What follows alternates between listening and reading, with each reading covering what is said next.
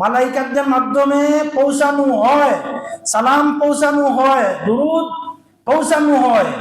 তাই বলে মনে করবেন না বালাকালিগুলা বিকামালিহি দুরূদ পৌঁছানো হবে, এটা মনে করবেন না। তাই বলে মনে করবেন না মুহাম্মদ ইয়া রাসূলুল্লাহ শাফাআতকে দিওলিল্লাহ এই সমস্ত দুরূদ আল্লাহ রাসূলের কাছে গিয়ে পৌঁছাবে, এটা মনে করবেন না। দুরূদ হচ্ছে গিয়ে মাত্র একটি দুরূদ, একটা মাত্র দুরূদ, আল্লাহুম্মা সাল্লি আলা মুহাম্মদ ওয়া আলা আলি মুহাম্মদ কামা সাল্লাইতা আলা ইব্রাহিম ওয়া আলা আলি ইব্রাহিম ইন্নাকা হামিদুম মাজিদ।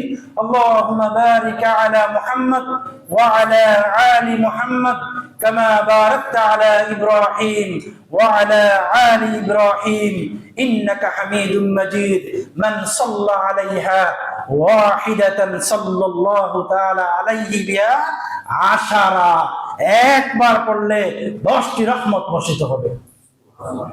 এই দুরূদ ছেড়ে দিয়ে যদি আপনি মনে করেন বালাগাল উলা বিকামালিহি কাসাবাত বুজা বিজামালিহি হাসনাতু জামিউ খুসালিহি সাল্লু আলাইহি ওয়া আলিহি, কোটি মিলিয়ন বার যদি পড়েন একটা সামান্য সওয়াব হবে না, সামান্য সরিষার দানা পর্যন্ত বরং গুনাহ হবে। সেই জন্য দুরূদ পড়তে হবে। রাসূল সাল্লাল্লাহু আলাইহি ওয়াসাল্লাম যেই দুরূদটা দিয়েছেন সেই দুরূদ মুহাম্মদ সাল্লাল্লাহু আলাইহি ওয়াসাল্লামের কাছে দুরূদ পৌঁছানো হয়, সালাম পৌঁছানো হয়, আল্লাহ রাসূল নিজ কানে শুনেন না। রাসূল সাল্লাল্লাহু আলাইহি ওয়াসাল্লাম কবর থেকে কোনো কিছু দেখেন?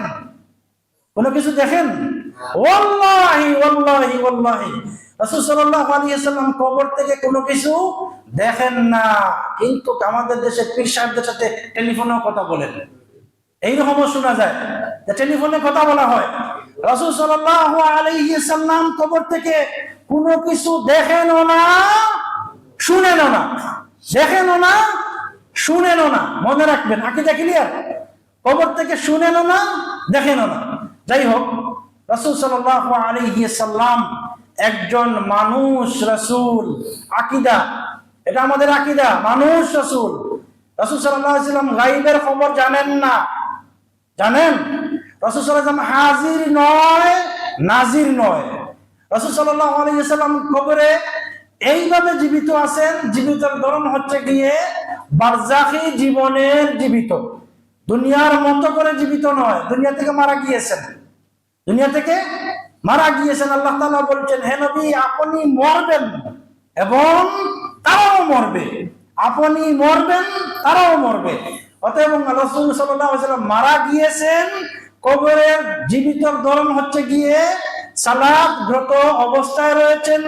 আপনি সারাদিন চিল্লাইলেও আল্লাহ রাসূল শুনবেন না। হাদিস, ওই যে একজন সাহাবী থেকে বর্ণিত যে রাসূল সাল্লাল্লাহু আলাইহি ওয়াসাল্লামকে মালায়েকাতরা প্রশ্ন করবে সেই দিন যে ইয়া রাসূলুল্লাহ আপনি আসার পরে আপনার এই উম্মতরা কত যে বেদাত করেছে। যখন রাসূল সাল্লাল্লাহু আলাইহি ওয়াসাল্লাম সমস্ত উম্মতদেরকে পানি পান করাবেন, হাউজে কাউসারের পানি পান করাবেন, তখন একদল উম্মতদেরকে মালায়েকাতরা দেওয়াল দিয়ে আড়াল করে দিবেন। দেওয়াল দিয়ে কি করবেন? আড়াল করে দিবেন। রাসূল সাল্লাল্লাহু আলাইহি ওয়াসাল্লাম বলবেন, এদেরকে আসতে দাও, এরা তো আমার উম্মত।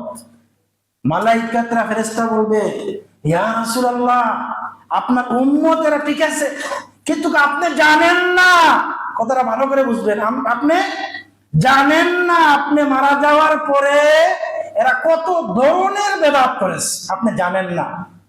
কি বলছেন মালায়েকাতরা? কি বলছেন? যে আপনি জানেন না।